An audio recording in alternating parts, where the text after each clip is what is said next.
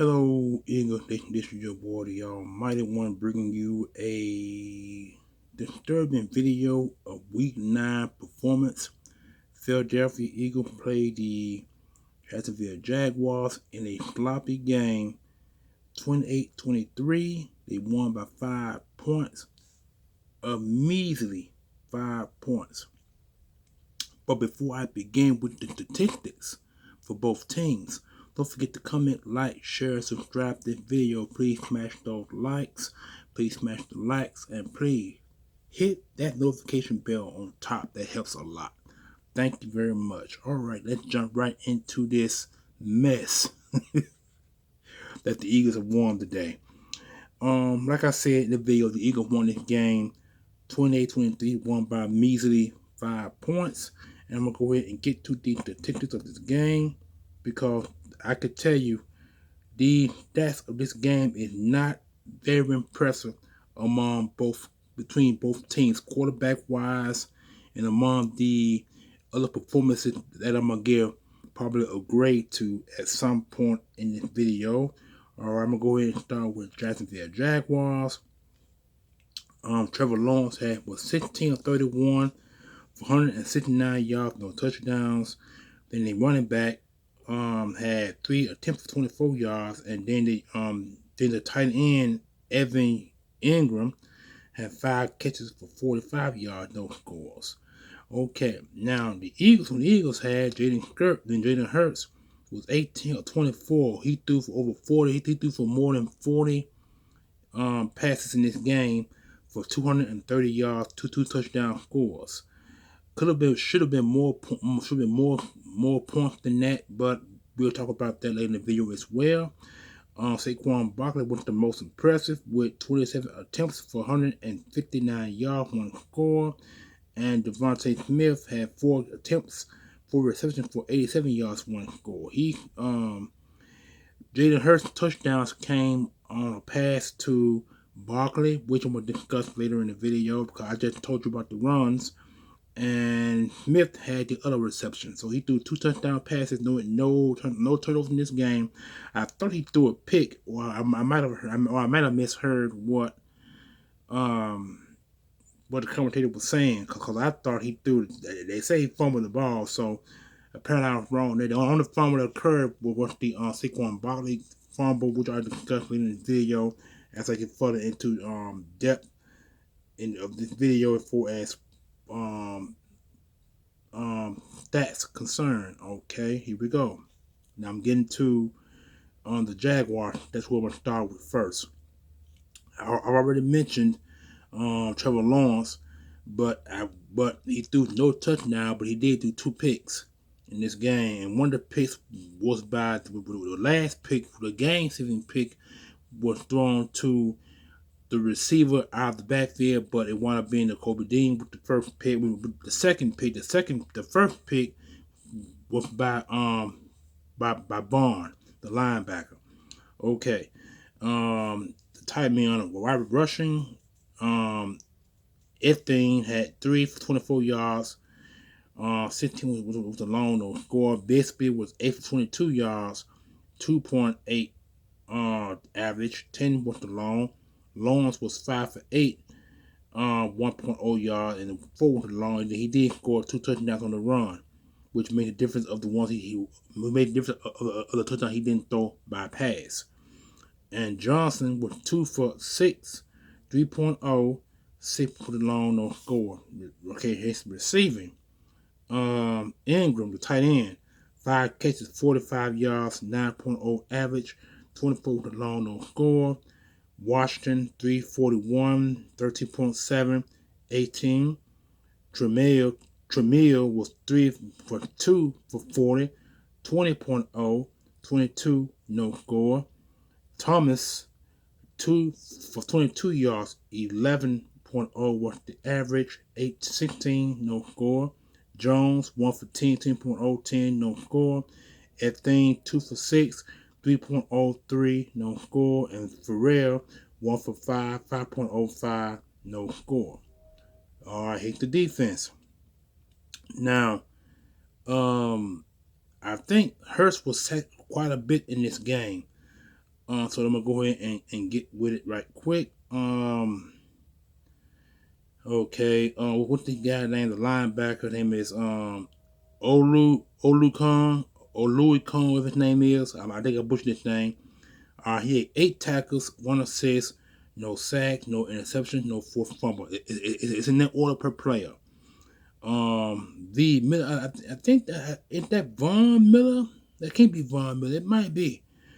But anyway, he had 8-4-0-0-0. Lord was 8-2-0-0-0, and Walker was 7-1-0-0-0, and Ledbetter was 5-3-0-0-0, and Campbell was 5-1-0-0-0. Lacey was 5-3-0-0-0. Savage 4-1-0-0-0. Hamilton was 4-3-0-0-0, and Hines Allen with 4-0, 2 sacks, 0-0. Armstead with 3-0-0-0. Darby with 2-0-0-0, and Cisco with 2-0-0-0. Johnson with 1-0-0-0. Jefferson 1-0, 1 sack, 0-0.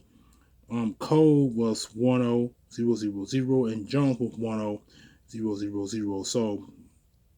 So basically, actually with 3 sacks, with Hines with the most, and the other boy Jefferson got the other. So the 3 sacks. So they gave up 3 sacks in this football game. All right, here we go. Kick return 269 yards, 34.5, 41 with the long, no score. Punt returns 2 for 7, 3.560.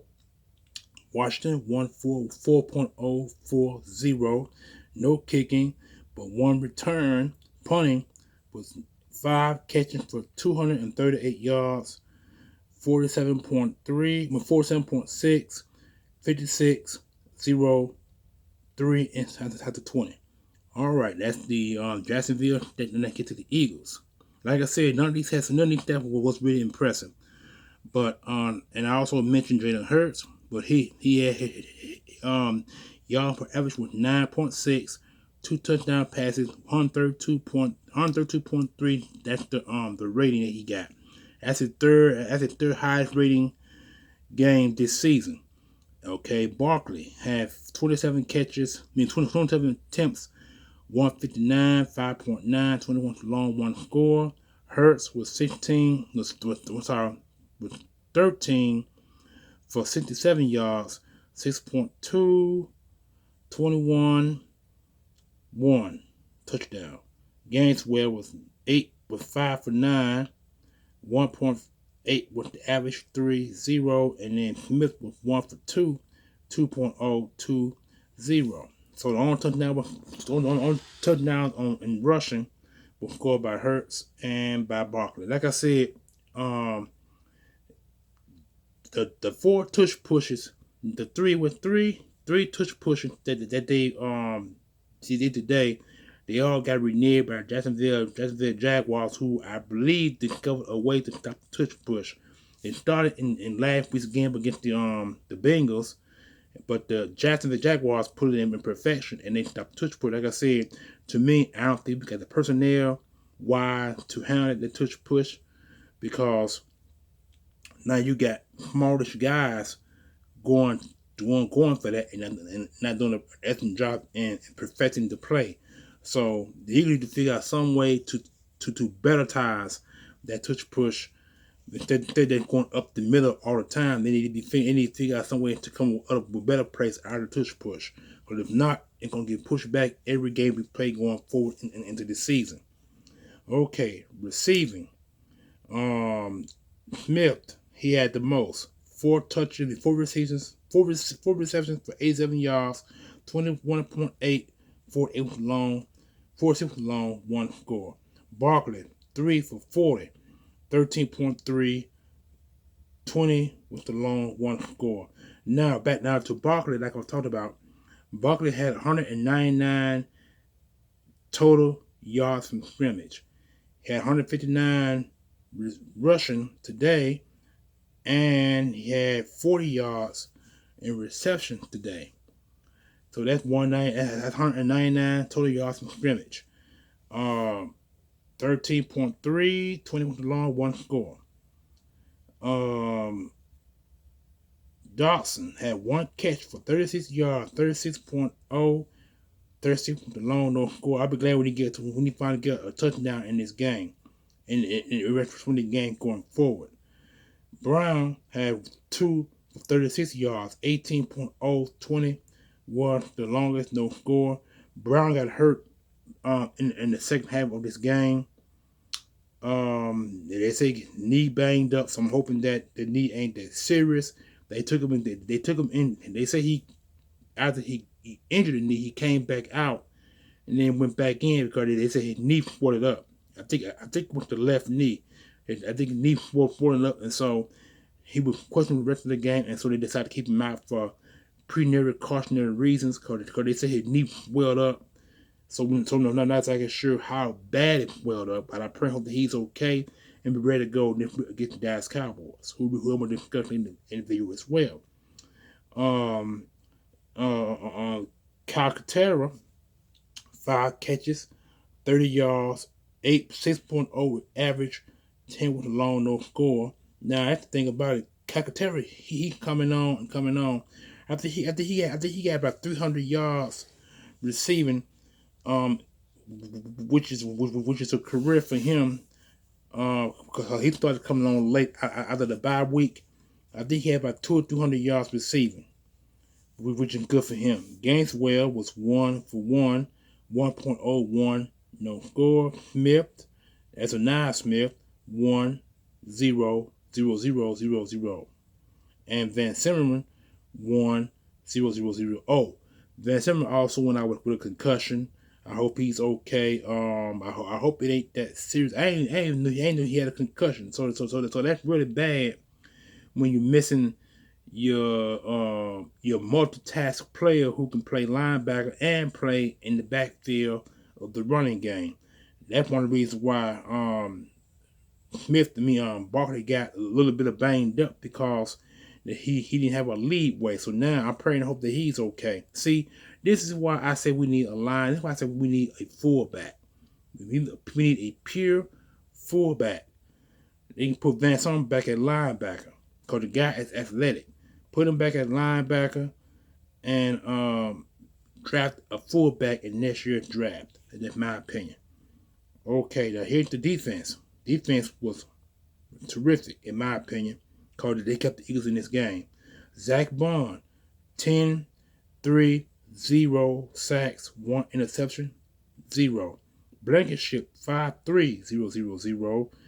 Wet, 5, 2, 2 sacks, 0, 0. Rogers with 4, 2, 0, 0, 0. And Gunnar Johnson with 4, 0, 0, 0, 0. Jalen Carter, 4, 3, 0, 0, 0. Cooper DeJean, 3, 0, 0, 0, 0. That means he had no assists. He got all the tackles by himself, no assists. Quentin McHale, 2, 1, 0, 0, 0. Davis, 2, 1, 0, 0, 0. N'Kobe Dean, 2, 2, 0, 1 interception, 0. Smith, 1, 0, 0, 0, 0. And Sheldon and Brown, 1 0, 0, 0, 0, 0, 1. He forced the fumble. Like I said, the sacks. Eagles only got in his entire forte. Wet is the only guy with the most sacks, with the double digit sacks in this game alone. But the interception by Bond and the Kobe Dean made the world of a difference, because the Kobe Dean is the MVP of this defense because he went into covering a wide receiver, and he's not that really good in coverage, but he did a good job today with the INT to seal the deal, because Trevor Lawrence threw that ball, and he tried to throw it at the initial wideout, but I think the wideout somewhere mistimed the ball. So the ball was thrown behind the wideout instead of in front of him. I think if it was thrown in front of him, he probably would have caught the ball for the score. But the ball was thrown behind him, and so that's why Kobe Dean was behind him and intercepted the pass one hand for the for the interception. And man, and that's impressive. That was one hand interception, and so again, now Kenny Gainwell with one. It is a kick return. 34 yards, 34 over the 34 long, no score, no punt returns. Elliott 1 for 2, 21.5, 43 with the long, no blocks, one for extra point. Now,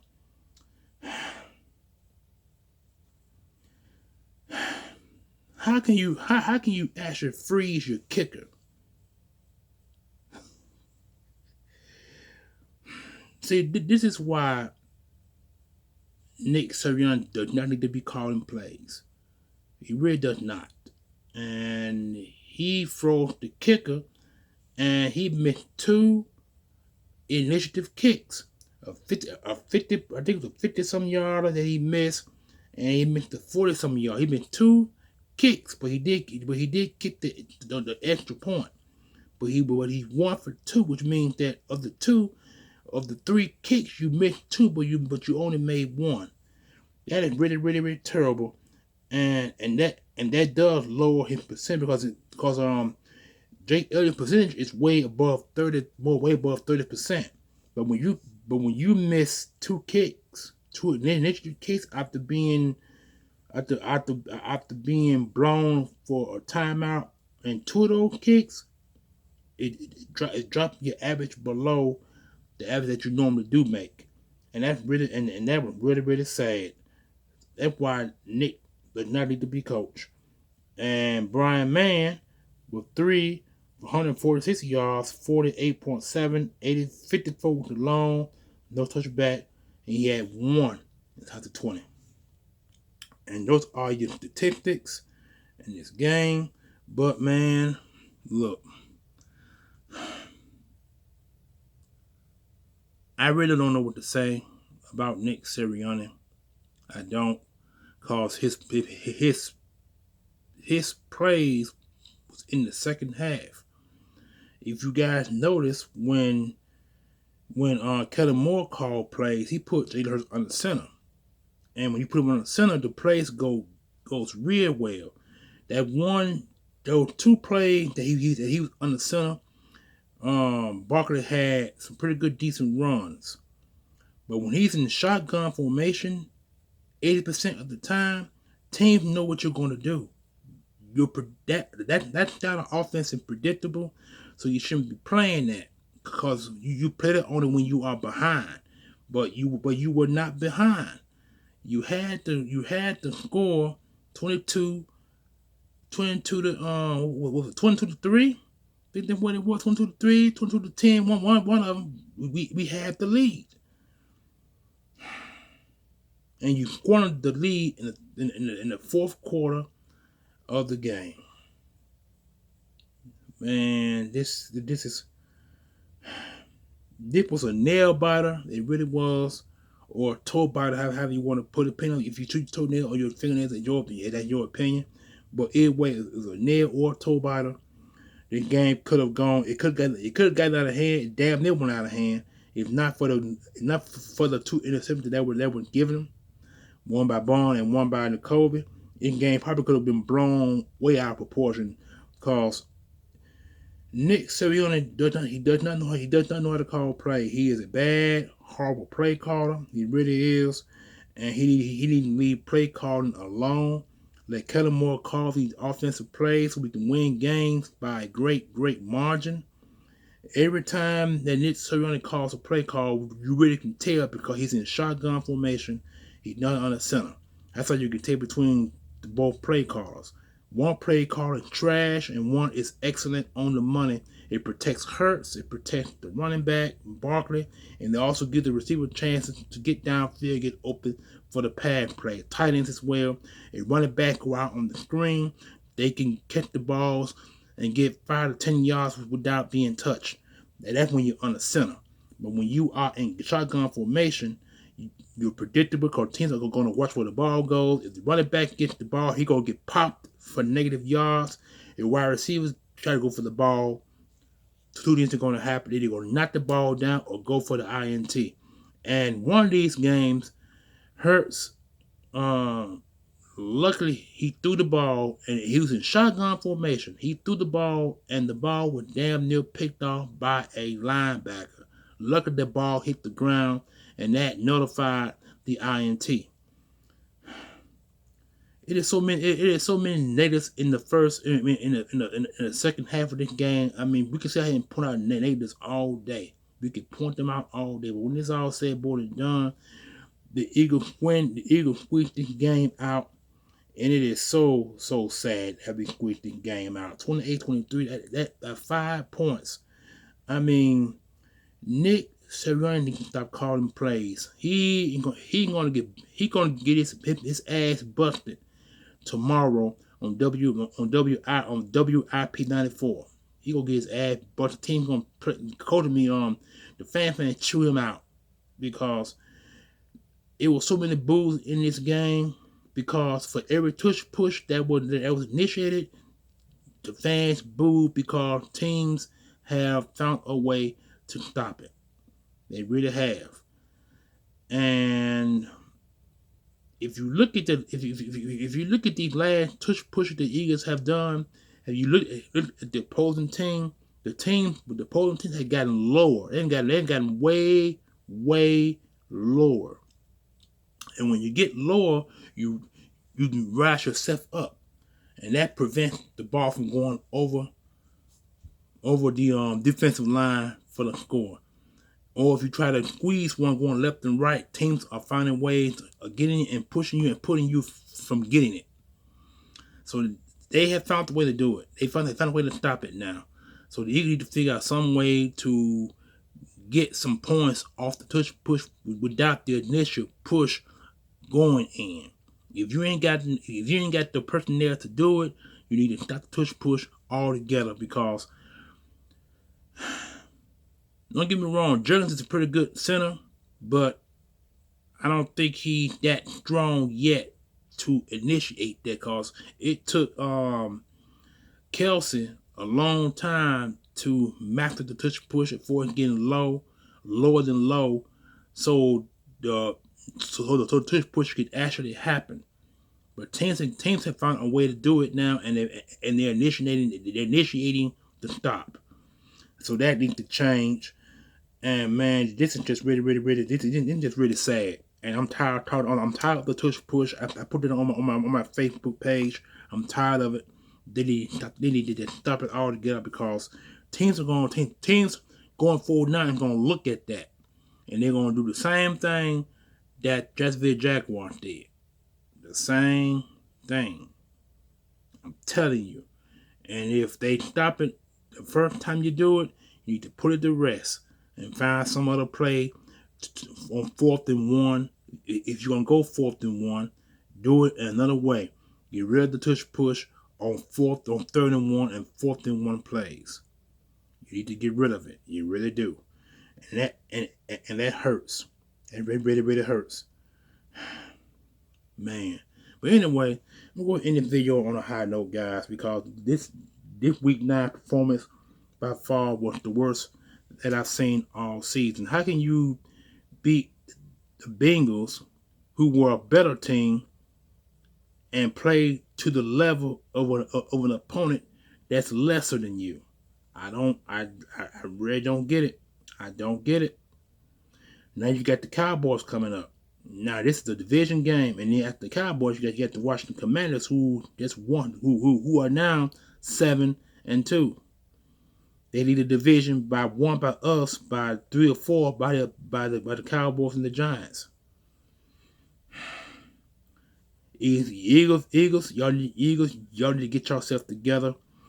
Nick Sirianni, you need to stop calling plays and let Kellen Moore handle the play calling from here on out because your play calling is terrible and it is trash. It's really trash. So with that being said, you guys enjoy your Monday. It's not going to be a pleasant one for me. It's not really because this was not what I was expecting.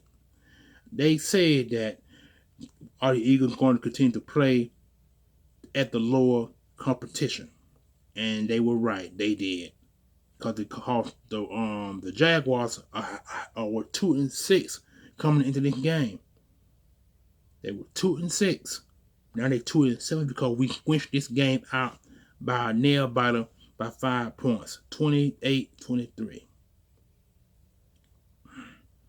I'm not smiling. I'm not happy. This is a very disappointing win, and I'm very disappointed in this win. I mean, in this win that happened today, I'm disappointed. Last week I was happy because they did everything right: offense, defense, special teams. Today was a trashy, disappointing win. It really was. So with that being said, guys, let me go because I don't want to sit up here and do any more rants. I did all my rants already. I don't want to go any further. This is the way it is, y'all. And I'm tired of this tush push. I really am. They need to find some way to initiate the tush push better than what they're doing because teams have found a way to stop it. And I am out of here, guys. Enjoy, like I said, enjoy your Monday. Because this Sunday after it's 10-20, and this was a very, very horrible game. Peace, family.